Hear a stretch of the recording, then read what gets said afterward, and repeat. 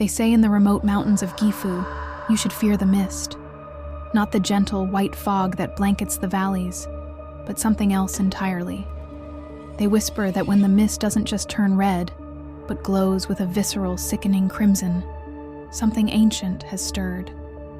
The villagers call it Zoketsu-Oni, the organ-eater demon, but its terror isn't in what you see. It's in the chilling absence it leaves behind. Every generation, when that deep crimson fog rolls in, someone vanishes near the cliffs. When their bodies are eventually found, there are no marks, no signs of a struggle, no blood, just a perfect, profound emptiness where their organs should be. A silence so heavy, the living can barely carry the weight of it.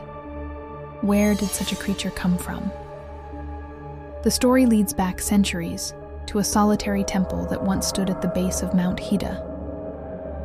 The monks there were said to practice forbidden rites. They believed they could achieve enlightenment by feeding the mountain spirits with the warmth of life itself, by separating the soul from the body just before death. But one monk, driven by a desperate ambition, went further. He didn't just want to understand death, he wanted to master it.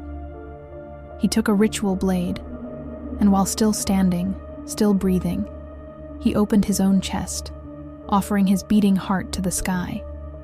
He thought it was the ultimate sacrifice. But the mountain didn't just reject his gift, it consumed him whole. That night, the air itself curdled black. The monk's spirit was inverted, twisted. All his mercy was stripped away, leaving only a pure, corrosive need. He became Zoketsu-Oni, a being defined not by the flesh it leaves untouched, but by its relentless hunger for the divine spark, the life force that pulses within every living heart. It's a chilling reminder that the line between devotion and monstrosity can be horrifyingly thin. So, how does it hunt? The Zoketsu-Oni doesn't stalk the strong or the wary. It comes for you when you are at your weakest, freezing, lost, despairing, teetering on the edge of life and death on those cold mountain peaks. It crawls through the crimson mist, drawn to the final sputtering flame of your life force. You'll hear it before you see it. A sound that defies description, something like raw sinew tearing away from cold stone. And then, absolute silence. The air thickens, becoming heavy with the metallic taste of copper and something fouler, something ancient and wrong. Your pulse, which was already faint, begins to falter. And suddenly, you realize something else is breathing, perfectly in rhythm with you. It's matching your life, feeling it, savoring it. The local legends have a stark warning for anyone who finds themselves in this situation. If you ever wake up alone in those peaks, surrounded by that red mist, and that iron taste fills your mouth, do not move. Do not even think of breathing. Stay as still as stone, and pray it passes you by. Because the organ eater doesn't want your flesh.